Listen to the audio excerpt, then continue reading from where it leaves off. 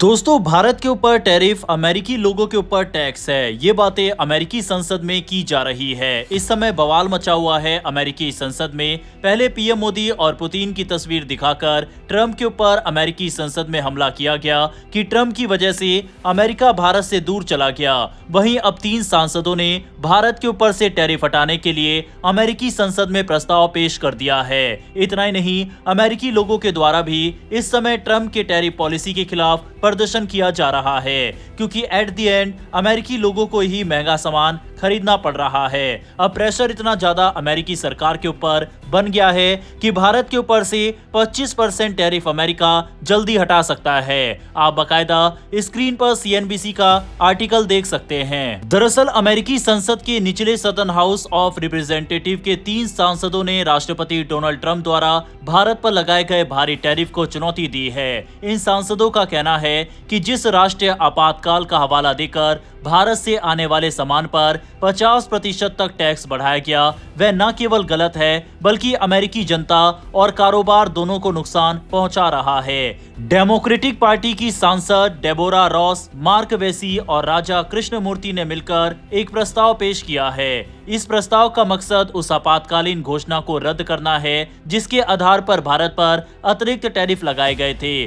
खास तौर पर 27 अगस्त 2025 को लगाए गए 25% सेकेंडरी टैरिफ को निशाने पर लिया गया है, जिसे पहले से मौजूद रेसिप्रोकल ड्यूटी के ऊपर जोड़ दिया गया था। इन दोनों को मिलाकर कई भारतीय उत्पादों पर आयात लागत अचानक बहुत ज्यादा बढ़ गई है। वहीं इन सांसदों का कहना है कि इन टैरिफ को लगाने के लिए जिस कानून का इस्तेमाल किया गया, यानी international emergency economic power act, उसका दुरुपयोग हुआ है। उनका तर्क है कि भारत के साथ व्यापार को राष्ट्रीय आपातकाल बताकर सजा देना न तो कानूनी रूप से सही है और न ही व्यवहारिक रूप से फायदेमंद। डेबोरा रॉस ने साफ शब्दों में कहा कि इन टैरिफ का असर उनके राज्य नॉर्थ कैरोलिना पर पहले ही दिखने लगा है। उन्होंने बताया कि नॉर्थ कैरोलिना की अर्थव्यवस्था भारत से गहराई से जुड़ी हुई है। भारत की कंपनियों ने वहां अरबों डॉलर का निवेश किया है और हजारों लोगों को रोजगार मिला है। ऐसे में भारत पर लगाए गए भारी टैक्स इस मजबूत आर्थिक रिश्ते को कमजोर कर सकते हैं और अमेरिकी नौकरियों को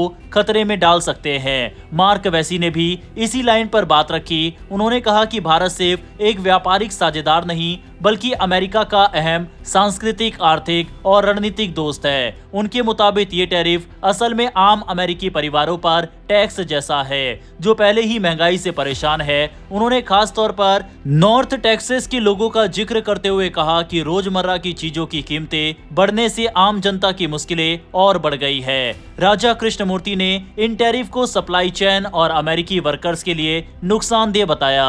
उनका कहना है कि इन टैक्स से न तो अमेरिका की सुरक्षा मजबूत होती है और न ही राष्ट्रीय हित आगे बढ़ते हैं, उल्टा इससे सप्लाई चेन टूटती है, अमेरिकी कामगारों को नुकसान होता है और ग्राहकों को ज्यादा कीमत चुकानी पड़ती है। उन्होंने कहा कि अगर इन टैरिफ को खत्म किया जाता है तो इससे अमेरिका और भारत के बीच आर्थिक और सुरक्षा संबंध और मजबूत हो सकते हैं। ये कदम ऐसे समय पर आया जब सीनेट में भी राष्ट्रपति की आपातकालीन शक्तियों पर लगाम लगाने की कोशिश हो रही है। दोनों दलों के कुछ सांसद मिलकर ये चाहते हैं कि राष्ट्रपति बिना कांग्रेस की मंजूरी के व्यापार पर बड़े फैसले न ले सके। ट्रंप प्रशासन ने हाल के वर्षों में कई देशों के खिलाफ इसी आपातकालीन कानून का इस्तेमाल कर टैरिफ लगाए हैं, जिससे कांग्रेस में नाराजगी बढ़ी है। गौर करने वाली बात यह है कि ट्रंप ने सबसे पहले 1 अगस्त को भारत पर 25% टैरिफ लगाया था और कुछ ही दिनों बाद इसे बढ़ाकर 50% तक कर दिया गया। इसका कारण उन्होंने भारत द्वारा रूस से तेल खरीदना बताया।